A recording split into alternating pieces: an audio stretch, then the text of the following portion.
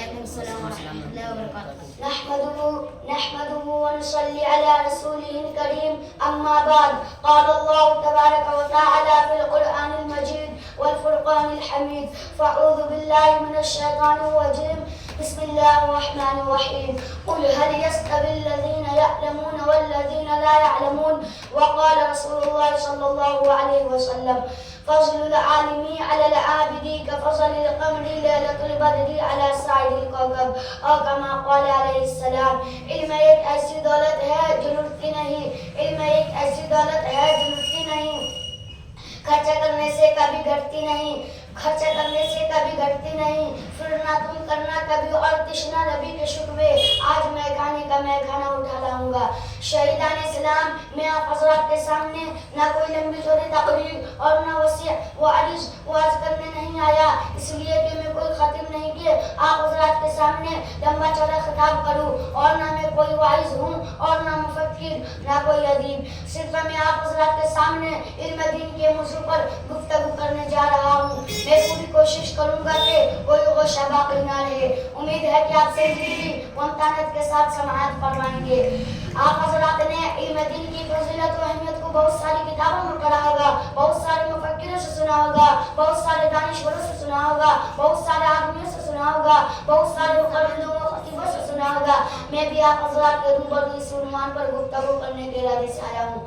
برادران ملت، علم دو طرح کا ہے، ایک دنیاوی ایک اخروی۔ علم چاہے دنیاوی ہو یا اخروی ہو انسان کو عزت و فضیلت عطا کرتا ہے، لیکن دنیاوی علم صرف دنیا تک ہی محدود رہتا ہے، اور اخروی علم انسان کو دنیا و آخرت دونوں جگہ رسوائی و ذلت سے نجات دلاتا ہے اور عزت و شرف عطا کرتا ہے۔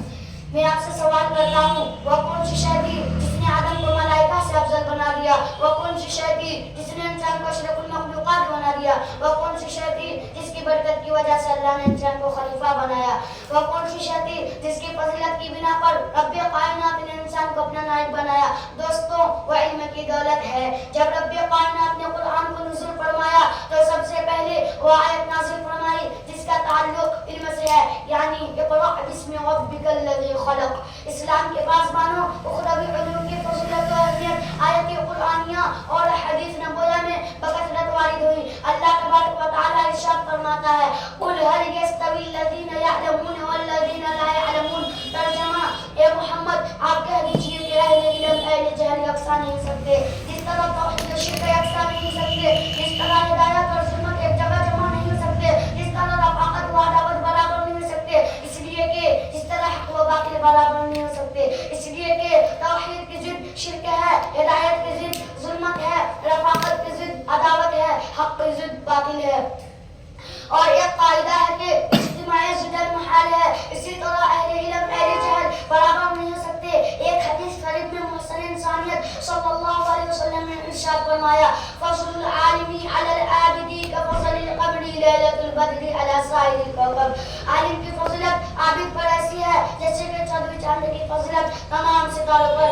حضرت عبداللہ بن عباس فرماتے ہیں کہ دوسرے مومنوں کے مقابلے میں اہل علم کے 700 درجات زیادہ ہوں گے، اور ہر درجوں کے درمیان مسافت 500 برس کی مسافت کے برابر ہوگی۔ برادران اسلام، لیکن آج کے دور کے مسلمان اپنے بچوں کو اسلامی تعلیمات سے دور رکھتے ہیں اور کم سن بچوں کو فرنگی تعلیمات دیتے ہیں۔ یہ صرف شیطان کا فریب ہے۔ وہ شیطان مردود جس نے عہد کر دیا کہ بنی آدم کو جہنم پہنچائے گا، وہ شیطان جو ہمارے دین و اسلام کا دشمن ہے، وہ شیطان جو ہمارے معاشرت کا دشمن ہے، وہ شیطان جو ہمارے کلچر کا دشمن ہے، جو ہمارے کردار کا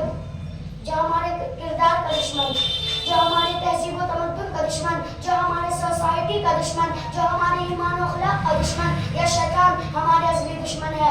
اپنے خوبصورت اور رنگین جان میں پھنسا کر ہمیں تعلیمات اسلامیہ سے دور رکھنا چاہتا ہے۔ یاد رکھے، اگر ہم اپنے کم سن معصوم بچوں کے خیر خواہی ہیں تو اسے عالم دین بنائے، اس لیے کہ محسن کائنات صلی اللہ علیہ وسلم کا ارشاد گرامی ہے، یستغفر للعالم ما فی السماوات والارض۔ زمین و آسمان میں جتنی اشیاء ہیں وہ سب عالم کے لیے مغفرت کی دعا کرتی ہے، عالم کے لیے ملائکہ مغفرت کی دعا کرتے ہیں، عالم کے لیے جنات بھی دعا کرتے ہیں، عالم کے لیے کیڑے مکوڑے بھی دعا کرتے ہیں، عالم کے لیے سمندر کی مچھلیاں بھی دعا کرتی ہے، عالم کے لیے زمین و آسمان بھی دعا کرتے ہیں۔ اس کے باوجود مسلمان کا حال یہ ہے کہ انگریزوں کی چال میں پھنس کر ہم اپنے دین و معاشرت کو داغدار کر رہے ہیں. چاہیے تو یہ تھا ہمارا دین صحابہ کے دین کے